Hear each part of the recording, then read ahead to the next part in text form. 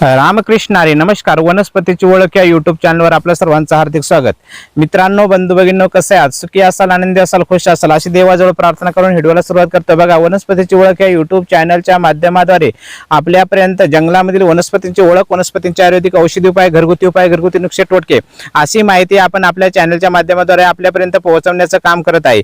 तरी बघा, आपण अजून वनस्पतीची ओळख या युट्यूब चॅनलवर नवीन असा चॅनल सबस्क्राईब, लाईक, शेअर करा.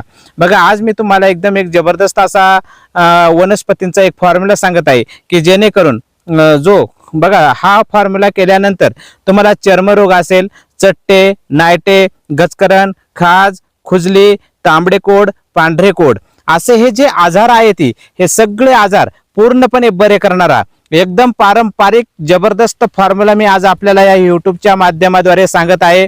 तरी हा व्हिडिओ संपूर्ण बघा, लाईक करा, शेअर करा, दुसऱ्यापर्यंत शेअर करा, जेणेकरून ही माहिती दुसऱ्याच्या उपयोगी यावी, दुसऱ्याला याचा उपयोग व्हावा म्हणून ही माहिती मी तुम्हाला सांगत आहे. बघा, फिंगल इन्फेक्शन असेल, चट्टे असतील, नायटे असतील, खाज असेल, खुजली असेल, गचकरण झालेला असेल, इसब झालेला असेल, धायरू झालेला असेल, चर्मरोग, कुठल्याही चर्मरोगावरती हे रामबाण औषध आहे. म्हणून हा व्हिडिओ संपूर्ण बघा. कुठल्याही चर्मरोगावर हे रामबाण असं औषध आहे. तुमचं रक्त खराब झालेलं आहे, तुमचं रक्त गोड झालेलं आहे, हे रक्ताला कडू करतं. नोये हे चर्मरोगावरच नव्हे तर तुमची शुगर सुद्धा कंट्रोल मध्ये ठेवणारी वनस्पती आहे. शुगरला सुद्धा कंट्रोल मध्ये ठेवतं. तुमचं पूर्णपणे अंगावरचं सर्व चर्मरोग बरे करते. पांढरे तांबडे कोड तुमच्या अंगावर उठलेले असले तर ते सुद्धा बरे करते. असा हा जबरदस्त फॉर्म्युला आहे आणि हा व्हिडिओ तुम्ही अवश्य बघायचा आहे. बघा, त्यासाठी तुम्हाला 4 वनस्पती लागणार आहेत. व्हिडिओ संपूर्ण बघा. याचं काय पथ्य आहे तुम्ही व्यवस्थित बघा. तुम्हाला इथं मी वनस्पती पण दाखवण्याचा प्रयत्न करणार आहे. तर बघा, ह्या वनस्पतींपासून तुम्हाला कसा उपयोग करायचा, कुठलं पथ्य पाळायचं, कुठला उपयोग करायचा आहे, लक्षपूर्वक ऐका. व्हिडिओ काही जास्त मोठा होणार नाहीये, परंतु हे तुम्हाला ऐकायचं आहे. तर बघा, तुम्हाला पहिली वनस्पती सांगत आहे. रस्त्याच्या कडाला, माळरानावर कुठेही बी आपल्याला काय भेटेल? सिसम भेटेल. सिसम नावाच्या वनस्पतीची पानं घ्यायची आहे. ती काय करायची? सिसम नावाचा वनस्पती आहे, किंवा आमच्या भागामध्ये त्याला शिसव म्हणतात, काही भागामध्ये सिसम म्हणतात. तर सिसम वनस्पतीची पानं घ्यायची. वनस्पती घेत असताना, वनस्पती औषधासाठी घेत असताना कुठली वनस्पती घ्यावी हे पण लक्षात असू द्या. बघा, वारुळाजवळ किंवा वारुळावर असणारी वनस्पती औषधासाठी घेऊ नका. पाण्याच्या विहिरीजवळ असणारी वनस्पती औषधासाठी घेऊ नका. रस्त्याच्या कडाला असणारी वनस्पती औषधासाठी घेऊ नका. त्याचप्रमाणे मशानभूमीजवळ असणारी वनस्पती औषधासाठी घेऊ नका. किडलेली पानं, नाग आळे असलेली पानं औषधासाठी घेऊ नका. रस बरीच ताजी आणि टवटवीत पानं औषधासाठी घ्यायची. ही औषधी काढत असताना सकाळी ब्रह्ममुहूर्तावर 5 ते 6च्या दरम्यान ही वनस्पती काढायची आहे तुम्हाला. याचं पण काळजी घ्या, कारण काही लोक उपयोग करतात, त्यांना रिझल्ट येत नाही, ते नाराज होतात. परंतु त्याचा उपयोग करत असताना ते काटेकोरपणे ज्या नियम सांगितले ते नियम पाळत नाही आणि मग त्यांना तो रिझल्ट येत नाहीये. तर बघा, मायबापावर सिसम नावाच्या वनस्पतीची पानं घ्या. दुसरा, लिंब, कडुलिंबाची पानं घ्यायची. का आमच्या भागामध्ये निंबारा म्हणतात, काही भागामध्ये लिंब म्हणतात, कडुलिंब. अशा कडुलिंबाचे तुम्हाला काय करायचे? ते पानं घ्यायची ती. दुसरा, सिरस, शेमीज म्हणतात, काही हिंदीमध्ये शेमी म्हणतात, सिरस. तर सिरसाचे तुम्हाला काय करायचे? ते पानं घ्यायची आहे ती. बघा, सिरस, कडुलिंब, सिसम आणि आपला बेलाची पानं घ्यायची. बेलाच्या झाडाची पानं घ्यायची. 4 वनस्पतींची पानं घ्या. लक्षपूर्वक ऐका, टिपून घेऊ शकता तुम्ही. सिसमची पानं घ्या, सिरस वनस्पतीची पानं घ्या. बघा, सिसम आहे हा, इथं तुम्हाला फोटो दिसतील. सिसम, सिरस, कडुलिंब आणि बेलाच्या झाडाची काय करायची? ते पानं घ्यायची. हे बघा मित्रांनो, तुम्हाला कुठली पानं घ्यायची? ती बेलाची पानं, सिसमची पानं, कडुलिंबाची पानं आणि सिरस, अशा ह्या 4 वनस्पतीची पानं घ्यायचे. पानं छोटी कट करायचे. कट केल्यानंतर रोज सकाळी याचा काय करायचंय? तुम्हाला काढा करायचा आहे. हे काय करायचंय? एक तांब्यावर पाणी ठेवायचे, त्याच्यामध्ये हे पानं टाकायचे, ते चारही वनस्पतींची पानं टाकायचे, ते उकळी येऊन द्यायचे, उकळून चांगला काढा करायचे, चांगली उकळून घ्यायची, खळखळ खळखळ उकळले पाहिजे, पाणी अर्ध आटलं पाहिजे किंवा अर्ध्यापेक्षा जास्त आटल्याच्या नंतर जे पाणी राहील ते गाळून घ्या, थंड होऊन द्या आणि सकाळी उपवासी पोटी असा काढा तुम्हाला प्यायचा आहे. हा काढा प्यायल्यानंतर तुमच्या शरीरामध्ये रक्तामध्ये जो प्रॉब्लेम होता तो रक्तातला सगळा प्रॉब्लेम पूर्णपणे बरा होऊन जाईल आणि तुमचं रक्त काय होईल, कडू होईल.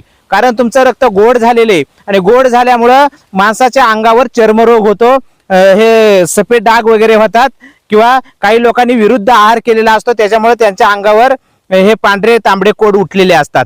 म्हणून काय करायचे, सिसम झाला, सिरस झाला, शिसम, शिरस, कडुलिंब आणि बेलपान, बेलाचे झाड, या 4 वनस्पतींच्या पानांचा काढा करून तुम्हाला प्यायचा आहे. किती दिवस प्यायचा आहे? 1 महिनाभर प्यायचा आहे.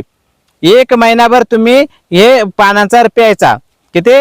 1 महिना. तसा जर चांगले जर जास्त जर तुम्हाला आजार असेल तर तुम्ही हा काढा 3 महिन्यापर्यंत घेऊ शकता, पण कंपल्सरी 1 महिन्यापर्यंत तुम्हाला घ्यावा लागेल. जास्त आजार असेल तर 3 महिन्यापर्यंत हा काढा घ्या. हा काढा घेतल्याच्या नंतर तुमच्या अंगावर तांबडे पांढरे कोड, चर्मरोग, चट्टे नायटे, फिंगल इन्फेक्शन सगळे पूर्णपणे बरा होऊन जाणार, याची मी तुम्हाला गॅरंटी देतो. आणि जर नाही राहिले तर तुम्ही माझ्याकडे, मी तुम्हाला ते नीट करून देतो. बघा घ्यायचा आहे आणि हा काढा 1 महिनाभर घ्या, 3 महिने घ्या, तुमचं सर्व पूर्णपणे बरा होऊन जाईल. आता समजा तुम्ही बाहेरून चर्मरोगावर लावण्यासाठी बैद्यनाथची कोणती एखादी स्क्रीम वापरू शकता किंवा एखाद्या मेडिकल मधले बाहेरून लावण्यासाठीचा मलम वापरू शकता. आतून पिण्यासाठी हा काढा आहे. समजा तुम्हाला जर बाहेरून मलम लावण्यासाठी नसेल तर बाहेरून मलम लावण्यासाठी कडुलिंबाची पानांची पेस्ट आणि कनेरच्या पानाची पेस्ट एकत्र मिक्स करायचे. तेवढ्याच प्रमाणामध्ये कनेरची पानं, तेवढ्याच प्रमाणामध्ये लिंबाची पानं, कडुलिंबाची पानं चांगले वाटून त्यांची पेस्ट करा आणि ती बाहेरून जखमेवरती, बाहेरून जे खाज खुजली घसकण असेल त्याच्यावरती लेपसाठी किंवा त्याच्यावरती क्रीम चोळण्यासाठी तिचा उपयोग करा. किंवा तुम्ही कुठल्याही एखाद्या मेडिकल मधली किंवा एखाद्या बैद्यनाथची बाहेरून एखादी ट्यूब भेटते, ती ट्यूब घेऊन तुम्ही ती वापरू शकता.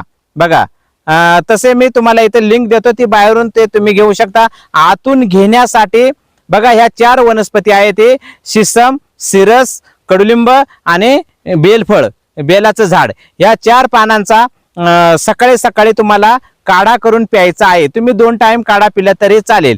हे औषध करायचं. हे औषध केल्याच्या नंतर तुमचा 100% पूर्णपणे चर्मरोग बरा होऊन जाईल. बघा चर्मरोग बरा होईल, तुमच्या अंगावर उठणारे तांबडे पांढरे कोड पण बरे होतील. त्याच्यावरती पथ्य आहे. बघा तुम्हाला आंबट खायचं नाही, तर आंबा सीजन चालू आहे, तर अशा लोकांनी हे औषध खात असताना त्यांनी आंबे खाऊ नका. आंबट कुठलाही पदार्थ खायचं नाही. दूध आणि दुधाचा कुठलाही पदार्थ खायचा नाहीये. जे ही लोक औषध करतात ते साखर खायची नाही, गोड खायचं नाहीये. साखर खाऊ नका, दूध किंवा दुधाचा कोणताही पदार्थ खाऊ नका, आंबट पदार्थ खाऊ नका, तळलेले पाववडा, वडापाव आणि मैद्याचे पदार्थ तुम्हाला खायचे नाही. ती साध्या हिरव्या पालेभाज्या खा, डाळ खा, कडधान्य खा, चपाती भाकरी खा. असं खाऊन आणि तुम्हाला हे पथ्य पाणी सांभाळून हा उपाय करायचा आहे. हा उपाय तुम्ही जर पथ्य पाणी सांभाळून केला तर मी तुम्हाला गॅरंटी देतो, याने तुम्ही नक्कीच तुमच्या अंगावरचा चर्मरोग असेल, तुम्हाला पांढरे तांबडे कोड झालेले असतील, ते पूर्णपणे 100% बरे होऊन जातील. परंतु तुम्हाला हे पथ्य पाळायचे. बघा दूध, दुधाचे पदार्थ, आंबट, साखर, तळलेले पदार्थ, वडापाव, पाववडा वगैरे हे खायचं नाही, चायनीज फूड वगैरे खायचं नाही. हे न खाता तुम्ही जर हा उपाय केला तर तुम्हाला 100% रिझल्ट येईल. या 4 वनस्पतीच्या पानांचा काढा करून सकाळ संध्याकाळ प्या. वरून लावण्यासाठी लिंबाची न कनेरच्या पानाची पेस्ट लावा आणि तुमचा हा आजार पूर्णपणे बरा करा. तर असा हा उपाय, ह्या वनस्पतीचा उपाय मी आपल्याला सांगितलेला आहे. असे उपाय करून आपण सुखी व्हा, आनंदी व्हा, खुश राहा. तुम्हाला आरोग्य संपत्ती लाभो, धनसंपत्ती लागो अशी प्रार्थना करतो. थांबतो. उद्या भेटू नवीन वनस्पती, नवीन माहिती बरोबर. तोपर्यंत धन्यवाद. रामकृष्ण हरी. जय धन्वंतरी भगवान.